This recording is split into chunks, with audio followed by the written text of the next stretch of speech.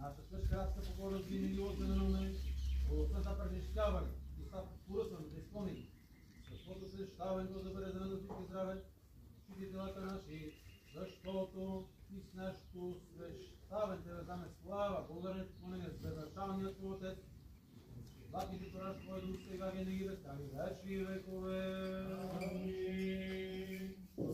Господи, люди Твоя и благослови достояние Твое, поведи православному българскому народу на съпротивния даруя и Твое съхраняя крестом Твоим жителство. Господи, люди Твоя и благослови достояние Твое, поведи православному българскому народу на съпротивния даруя и Твое съхраняя крестом Твоим жителство. Господи, люди Твоя и благослови достояние Твое, поведи православному българскому народу на съпротивния даруя и Твое съхраняя крестом Твоим жителство. Слава Твоя Синица на Богоини Христо и во веки вековни, Господи, Господи, благослови. Христос и чистия Бог наш, помолите се за Твоите пред Твоите благодетели, благослови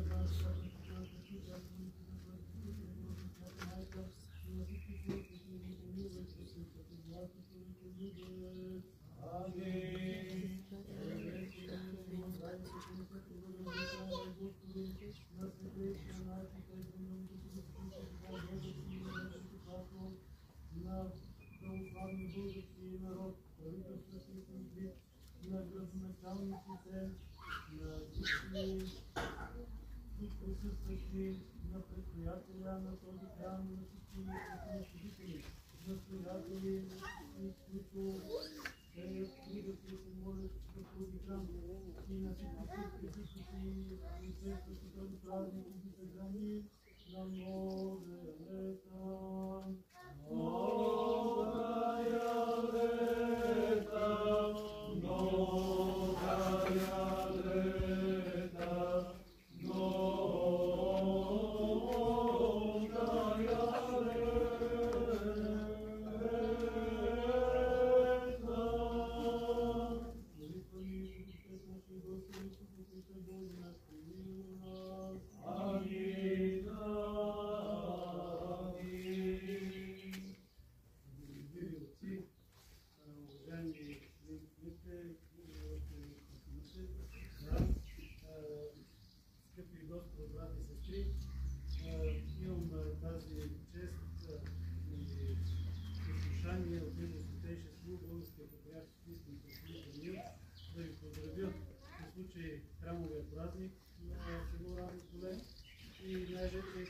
Тази годишнина, 190 години от състоянието на храма, и то особено в първите ден на Светата Петдесетница, ден, в който честваме слизането на Дух Свети за пресветите апостоли и ученици Христови, обещания утешител, който Христос им казва на учениците, когато се възнася 40 ден след Пасхата, че да стоят в Иерусалим и да не се отдалечават от него, и да очакват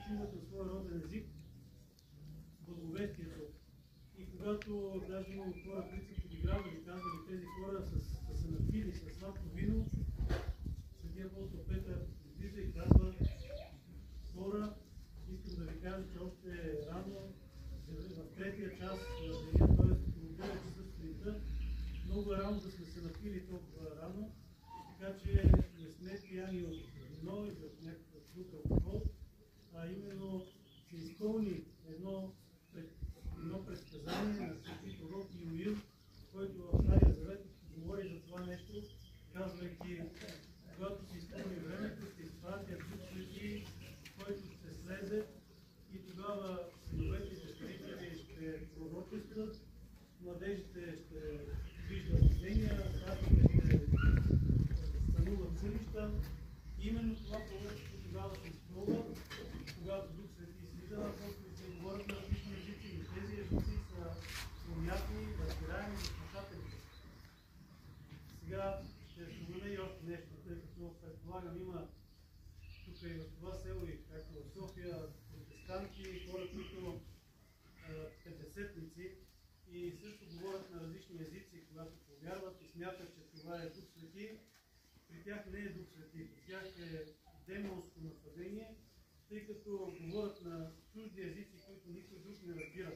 Но както виждаме, тогава сте апостол Павел с неговите апостоли, с неговите съапостоли, говорят на разбран език, на чужди езици, но всеки от тези, които там присъстват, разбираме този език.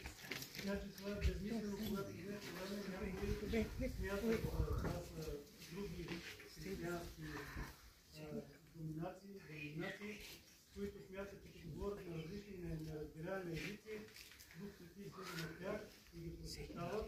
Това е именно демонско нападение и не бива да се случва, и хората, които християните трябва да ходят на такива сборища, защото това е опасно за тях. Именно това, което се изпълнило тогава в деня Петдесятница, според пророчеството на пророк Йоил, се е случило именно тогава, и повече от тогава нататък няма нужда да се изпълва, защото е изпълнил и целта на своето пророчество.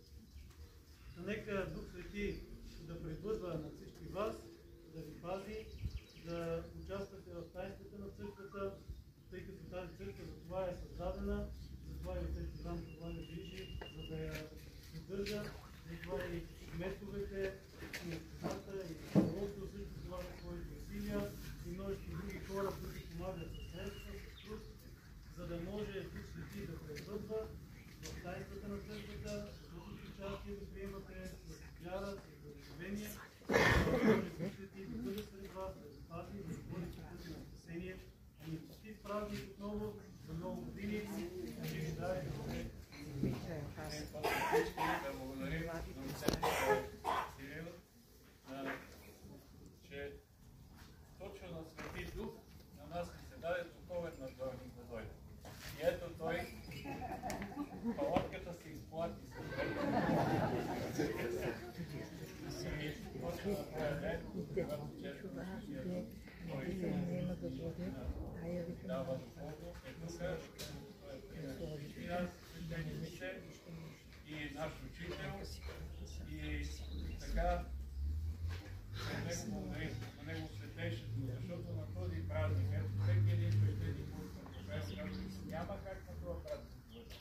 Така и негово светещето трябва да служи в катедралата, патриаршията, епископите в храмове и други, които са наречени на това по-големи от нашето село. И ето не ни оставиха и нас без поздрав, без благослов, без благословение, и изпратиха и отвършиха сърците на благословения отец, да дойде тук при нас да ни благослови. Там искам да кажа, 190 години наистина, както храма е построен. Тогава тук е имал руски началник в селото, изпросили се от него, дори той е помагал с земята и с нещо, но има хора от селото, които са си заложили нивите, за да имат средства, пари да направят църквата. Знаете, че тия ниви още не са откупени. Те са вече буховски ниви, тук е за равнополското землище. Взели са пари, буховчани са имали по-богати хора, са били, дали са тук, направен е този храм,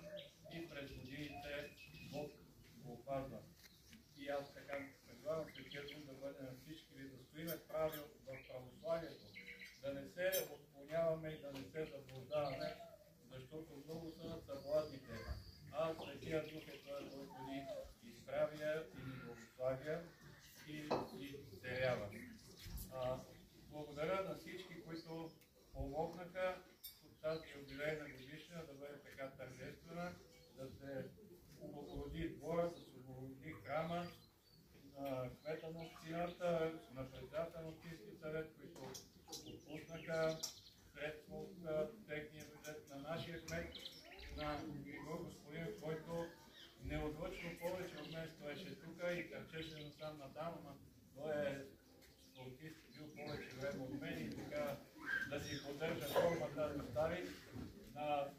Да не ги изреждам, аз ще благодаря на всеки един по-отделно, по някакъв начин. И строителът е тук, който благодари всичко. И на всички дълбок поклон от мен. На Ники Богданов, който дари и за Курбана, на Валентин, който също е дарител, и на всички вас. И сега с